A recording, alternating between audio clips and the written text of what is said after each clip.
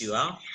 Yeah, thank you, Dr. Nand Kishore. And of course, I also thank Dr. Mail for inviting me here to share my views on India-ASEAN relations and multilateralism in the Indo-Pacific region. Well, basically the paper will be talking about how in the contemporary times, although we have been seeing that Indo-Pacific region has gained preeminence even before the COVID crisis, but especially during the COVID crisis, it has further reinforced the emerging security dynamics in the region. And we can see the involvement of regional and the extra regional powers. And in this scenario, well, India is, of course, balancing multilateralism with bilateralism. And we can also see further enrichment of India-ASEAN close relationship, which is a significant dimension of multilateralism in the Indo-Pacific region. So with this background, as I have about 15 minutes, so I'll be cutting short my paper and we'll be talking about, or rather highlighting the important points in terms of a very brief trajectory of India-ASEAN relations so that we can relate it to the present times. And then ASEAN as an organization in Indo-Pacific and India, how they converge or how their views are, they have divergences in the Indo-Pacific region, and we'll be finally concluding. Uh, well, basically, if we talk about India-ASEAN relation, then of course we go back to immediately the period of the Cold War, or rather, immediately after India's independence, where we can see that India being a leader, as a leader of the non-aligned movement, and also as a pioneer of decolonization in Southeast Asia. However, during the Cold War, due to the ideological differences, India and ASEAN as an organization the relation could not fructify further. Of course, we also have other reasons for that, including India's acknowledgement of Kampuchea's regime in contradiction to what ASEAN saw in terms of which now we call it as Cambodia, and also in terms of how India's friendship with former USSR actually grew. However, 1990s saw a complete transformation in terms of bringing India and ASEAN closer with our Look East policy. And of course, in addition to the critical factor of China's assertiveness in East Asia, we can also see that India's movement towards a more liberalized economy, ASEAN looking at India as a huge market, also India looking at ASEAN as a very successful example of regional organization. And finally, of course, India being a very critical, the huge naval forces, the most important country with the naval forces in the Indian Ocean. So ASEAN actually looked at India in terms of being a balance to the China's increased incursions in both South China Sea and of course in the Indian Ocean region. Uh, of course, the relations rectified, and finally in 1997, when Myanmar joined ASEAN, well, India actually came to share a very land border with ASEAN in terms of making it more strategic, our relations more strategic with ASEAN.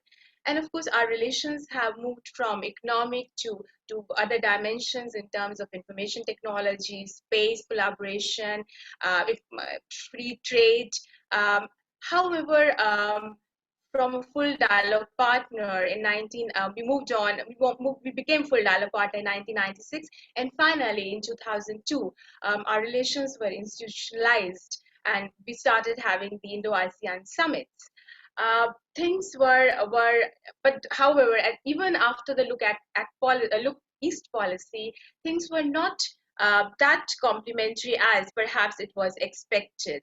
And perhaps there were many reasons, but two reasons were very critical. One, of course, India's little slowness in terms of completing the projects in time, and also the overlapping in terms of bureaus and departments.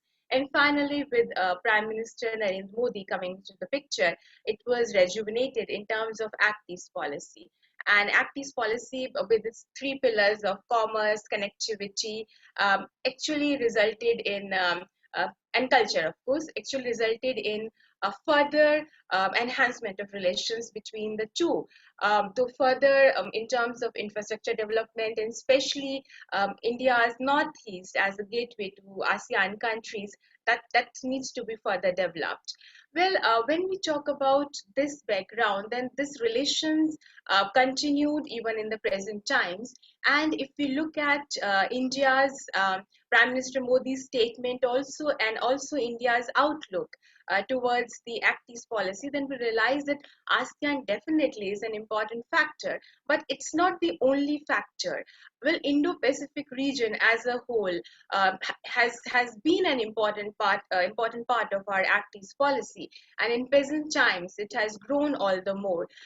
In fact, there have been a couple of statements which actually highlight that how we take Indo-Pacific region as a critical element of enhancement of our relations with the other countries, both bilateral and of course the multilateral perspective. And since my paper is more about ASEAN, so I'll concentrate more on ASEAN rather than the other organizations or our relations with the other countries. However, at the same time, I would emphasize that it's not only India which takes Indo-Pacific region as an important factor in its Act East policy. The other countries, including the US, Australia, Japan, in addition to ASEAN, also take India to be playing a critical role in the future architecture or the evolving architecture of the Indo-Pacific region, especially during the present times and in the post-COVID times.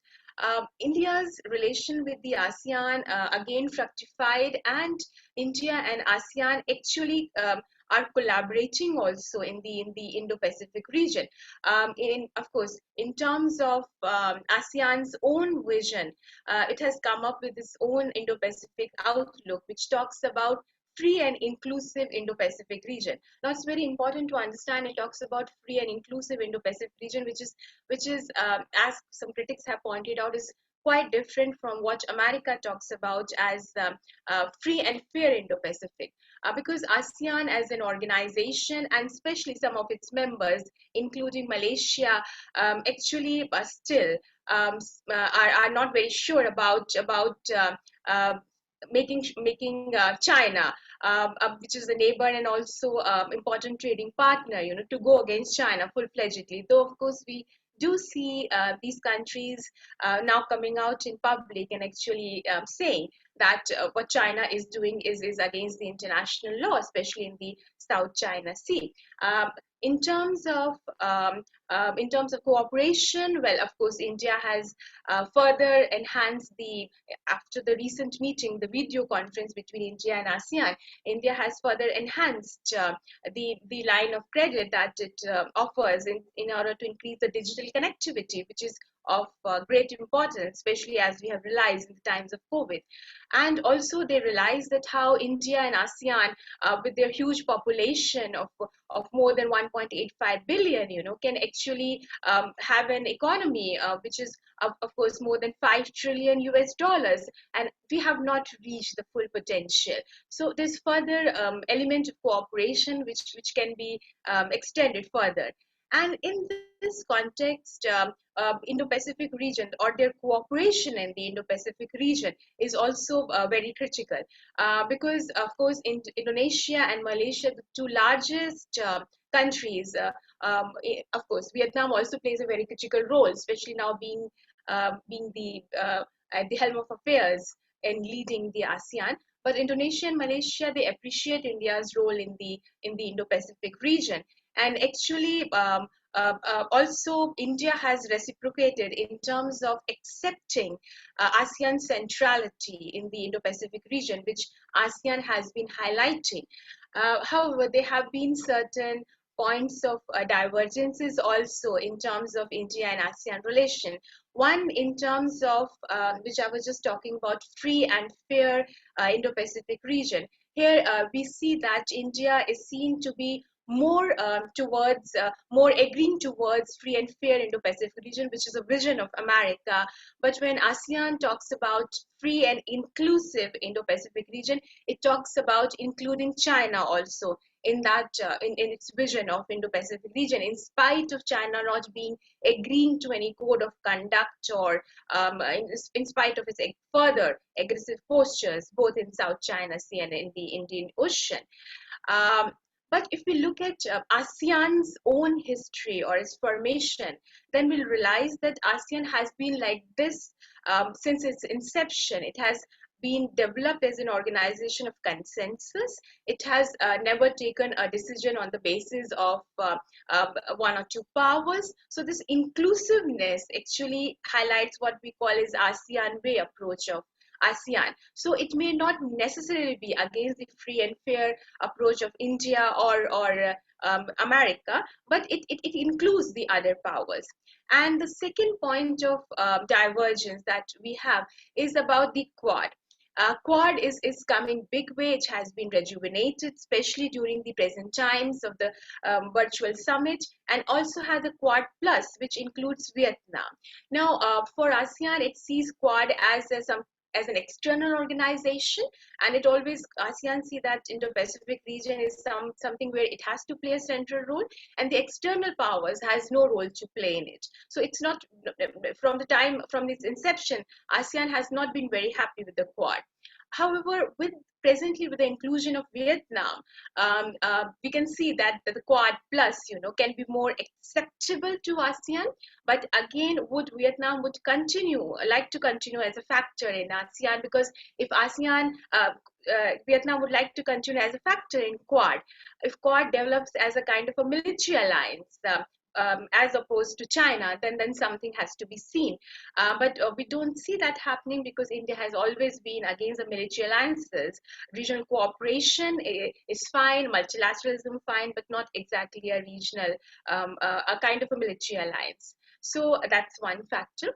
And the second important factor in terms of convergences is that one, India has accepted ASEAN centrality in Southeast, in the Indo-Pacific region.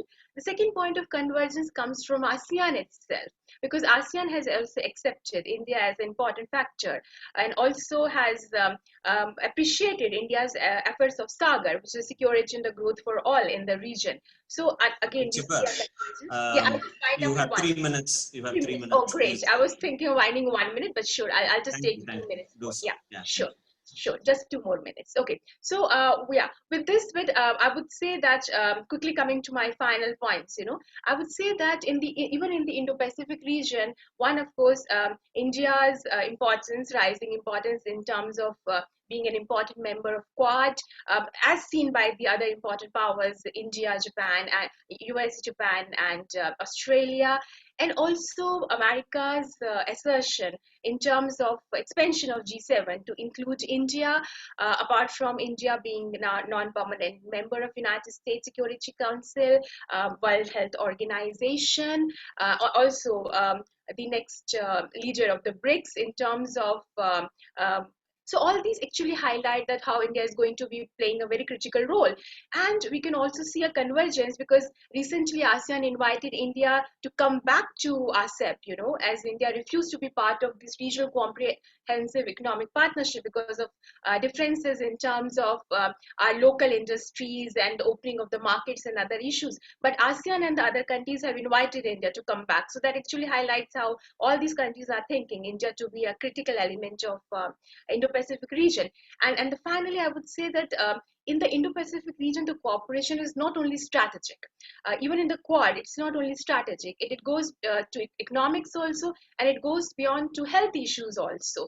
For example, in the present pandemic crisis, we have seen how India is considered as a pharmacy in terms of pharmacy of the world, in terms of providing the medicines. The traditional medicinal system of India has also become very important. So I would say that with this background, and as we are very sure that Indo-Pacific is going to be a theater of the rising security architecture in the times to come, in the very near future. So we see that India, ASEAN, and of course the other powers are going to play a very critical role. So India and ASEAN can further provide not only as a counterbalance to China, but also in terms of growth in the region, in terms of providing maritime security against piracy, in terms of providing security against terrorism. So there are much more or many more areas to cooperate between India and ASEAN in the Indo-Pacific region. I'll conclude with